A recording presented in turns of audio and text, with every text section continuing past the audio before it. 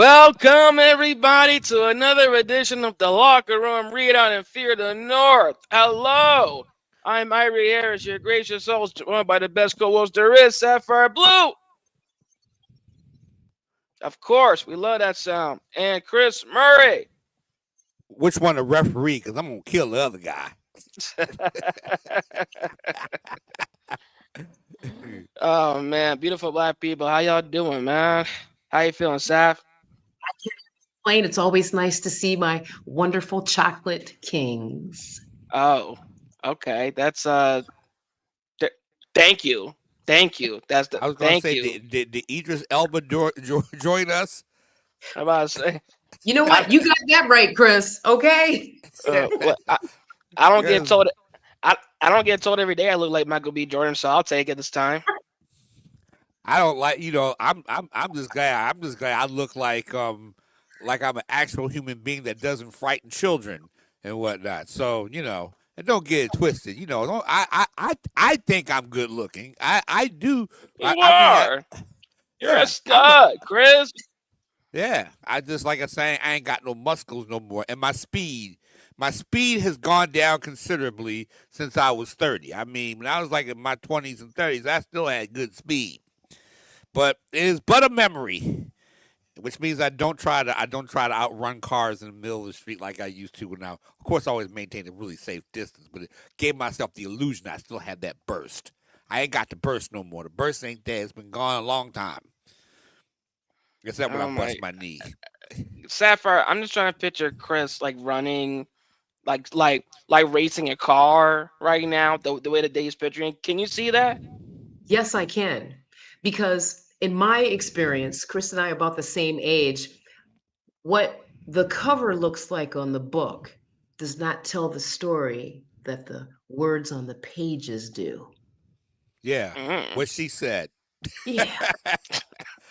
What she's And I'm yeah, Oh thinking, right I'm shit. on. thinking, I'm thinking East Coast circa late 70s, early 80s. Hmm. Yeah, that's the R-rated version of the show.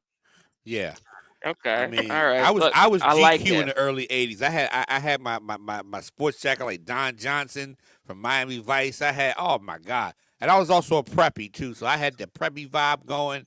I had it going on in the '80s. You know, Did you I have the definitely the uh did.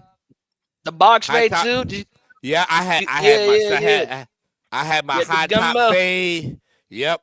I had that high top fade and I did it from a barber who used to experiment on my head and he won lots of contests and whatnot. And so I mean, he hooked me up, man. And like I say, back when DC, back when DC was Chocolate City, Marion Barry, and these days to see Jesse Jackson at the Howard Inn at Howard University. Man, I used to, like I said, and your cousin would know about that, Sapphire, because that's what DC in the late '80s was Chocolate City. Show enough, show enough. We're giving my cousina Heather a shout out. She actually just got into town a couple of hours ago. So me, her, and a couple of my girlfriends are gonna meet after the show and imbibe a little bit. But I'll tell her, and I agree. I love DC, love Yeah. Philly. Hmm. This if that song by Michael Jordan, not Michael Jordan, Michael Jackson, Remember the Time, something to Hmm. that effect. Yeah, That's yeah. kind of, I have such fond memories of DC and, of course, Hmm. Philly, because back in the day, it was just a completely different type of vibe, No right? doubt, no doubt. So, yeah, I'll let her know. Thank you. Beautiful. A trip down memory lane, Philly, DC. Gotta love it. Gotta love it. Well, we won't man, we won't forget too much more, man. We got a lot to dive into right now. AFC North football, a lot going on. And actually, if I'm correct, I think this is the first time all year in which we have all these teams playing each other simultaneously at the same time. We got Cincinnati playing Pittsburgh. We got Baltimore playing Cleveland. I think for the sake of everything right now and knowing what we're gonna dive into later, because it's technically your guys' teams going at it. So let's go with the latter first, with Cincinnati visiting Pittsburgh. Now, Cincinnati 3-6, Pittsburgh 5-4. I think there was a small recent period where it looked as though Pittsburgh had the top seed and could maybe run away with it, but Cincinnati looked as though they had the makings of creeping up on a comeback and maybe giving them Pittsburgh a run for their money as far as the top seed, the top time in the division. I still think there is that right now. But who do you guys think? And by the way, before I even go further, remember they already played earlier in the year. I want to say that was week 7, that Thursday night game, that instant classic where Aaron Rodgers and Joe Flacco were going at it, 250, 340 a piece, passing like 7 combined touchdowns. But now we fast forward a month later. Who has more at stake in this game within the effects that could go on down the line in the future? Sapphire, I'll start with you. Just want to make sure you're talking about the Bengals Steelers game. Correct. Who has Yeah, I more at mean, stake with them winning this game? hands down, I think my answer to your question is the Steelers, right? They went out and they got Aaron Rodgers. They picked up a couple other players. And I think given the position that Mike Tomlin continues to find himself in, people looking to tar and feather him. This is a very important part of the season. It's a turning point for the Steelers. And I think this game, they're more susceptible to lose versus any other game because of the offensive capabilities of the Bengals. Okay. Chris, we know you love talking about the Steelers, so we know you look forward to this part already. Same question, your thoughts, please. Well, I think Pittsburgh does have a lot to lose in this game. If they lose, I don't think they're going to lose to Cincinnati, but they got housed in L.A. by the Chargers, and they even brought their own fans from Pittsburgh with them.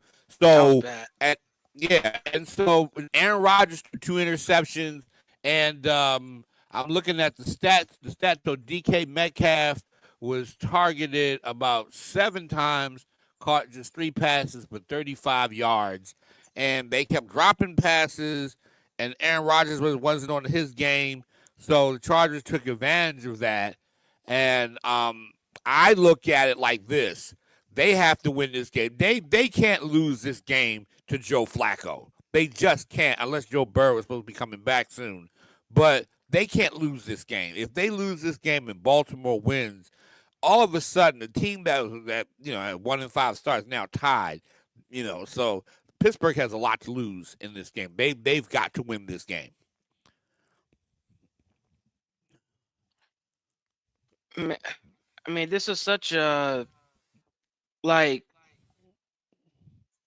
when I think about these two teams, or at least Pittsburgh right now, I think, yeah, Pittsburgh. I would give it more so to Pittsburgh because of their hot start, and because Cincinnati kind of was already a team even coming into the season. We didn't know what to make of them last year. Amazing offense, terrible defense. The bad start. I mean, and it wasn't even so much like they were a bad team.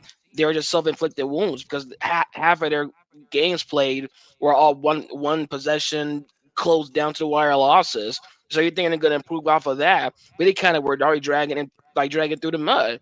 Like the fact Right. that one of their 3 wins came versus Cleveland season opener, believe it or not, because of the way it looks right now, that was Cleveland's game. But Cincinnati escaped by and got that win regardless. And even then, it was like, yeah, but that might be the best we see right now. Just got to work their way up. But they're playing with house money. They got nothing to lose. You got a 40-year-old Joe Flacco right now, and then obviously the updates ongoing with with Joe Burrow. But yeah, Cincinnati's playing with more house money, so I would also say that it's on Pittsburgh too, because there has been a tendency, and I think we agreed to it in recent time, where Pittsburgh will start off hot. They'll do well, and they'll convince us that they're a team to watch out for. And once it gets to that mid-November, early December period, they start showing some holes, some more vulnerability, and it's like, okay, what are we doing? Is this happening again? Are the wheels already falling off before it even gets started? So I agree with you guys on that. So yeah, and and while Sapphire will be back with us in a second, talking, well, doing some Yeah, electronic. I appreciate There you go, that. Sapphire. Thank you. And I apologize. I was just thinking when I think about the strength of schedule for each of the AFC North teams for the remaining schedule for 2025, Cincinnati actually is in the driver's seat, right? Okay. The Steelers, the Ravens, the Browns, like it for me is when I think about Cincinnati, I only think about their offense. And this is why I think they're susceptible going into Steeler Nation. The Steelers offense is clearly struggling. They can't put points on the board. We know that the Bengals offense can put points on the board, right? You look at and then the yardage. Joe Flacco produced what? He had another career day, a few hundred yards in passing last week. And it just makes me feel like if they can just stay on the field longer, meaning have greater possession, time of possession, while Pittsburgh seems to be in this offensive slump, there's a remote possibility that the Bengals can win that game on the road at Acrisure Stadium. Wow, that's a bold statement, and I think they can. I really think that Cincinnati can win, get a few breaks here and there. Aaron Rodgers, just when you thought he was in sync with his receivers, he hasn't been. Um, Defensively, like I said, the Chargers moved up and down the field on them a little bit. So I think that if this is a game that Pittsburgh could be upset, this might be it. Although Mm. Cincinnati is coming off a horrific loss to the Bears a couple of weeks ago. I mean, they just, oh my God, it looked horrible. And so at the same time, I mean, something's got to give in this game. I think that I don't know. I think Cincinnati's going to give the Steelers, as they traditionally have, a rough game. I see. This is a game where even with what I said as far as Cincinnati playing with house money, I think this is. I still see this being a game in which Pittsburgh's defense kind of comes back to life a little Right. bit, and they because they're also good in terms of again that they played previous in the season, and they meet that team again, especially these divisional matchups, applying what was learned from those games in the next matchup. That's something I give Mike Tomlin props on. He always does his best within reworking and retooling whatever was missing in that previous game, especially with the fact that that was on the road as well too. I see them, and obviously we're going to get to our predictions later and stuff. Maybe you had a little score, but I see that they're going to set the tone and lock in and defend home field. But that's me though. That's me though. Now we mentioned of the coaches too as well. We talk about at stake with them winning this game, but what about the state so far halfway through the season for both Mike Tomlin and Zach Taylor? Who has a little bit more at stake right now as well? Chris, we'll go back around snake here. We'll go with you, Chris, first. You're asking, well, what do the Steelers have to lose? Say that. Repeat that question again. Between and the coaches, Mike Tomlin, my apologies, Mike Tomlin, Zach Taylor. We're at the halfway point in the season, and we talked about who, like, and I'm really just wondering who has more at stake right now. Like, who's really like it's a pivotal moment right now. Who really has a lot more going for them within like job security between Tomlin and Taylor going I'm into gonna this game and say beyond. I'm gonna say Tomlin has a lot more job security because of the Rooney family.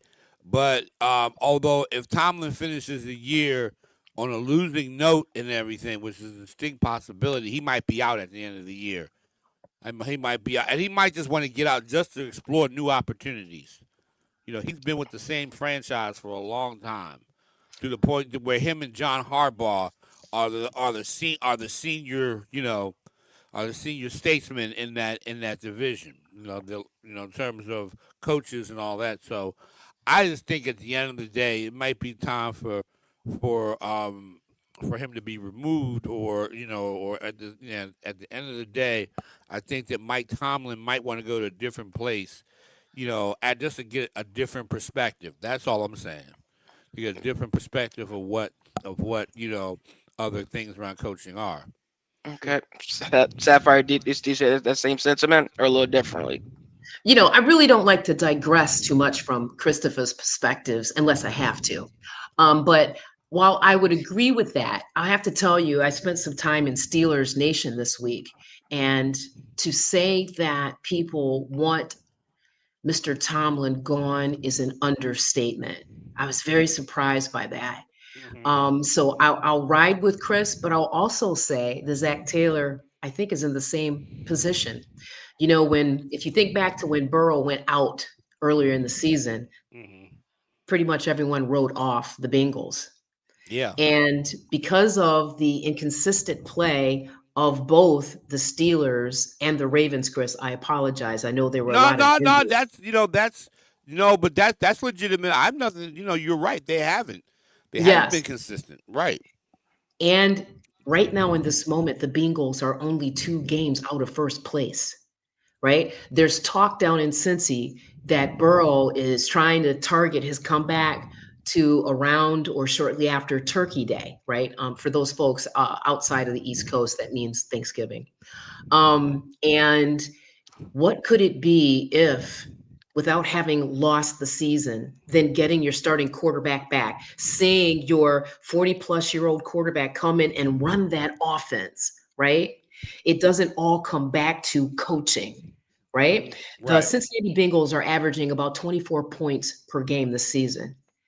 Hello, the Pittsburgh Steelers, 23.6. I submit to you that there is a clear path if they can just get their defense, and it's a huge if, to just play more consistently, Yeah. right? Yeah. Keep that, I agree with that. right? We Keep will that. Okay, all right. consistency. Yeah, no, we're gonna get back to that. We want to hear more of this. I hate to stop you right now as you're getting going. I hate to do it at OG, but we'll be back. So locker room readout for the North. I'm Ivory Harris. That's Sapphire Blue. That's Chris Murray. Not go nowhere on that dot. We'll be right back.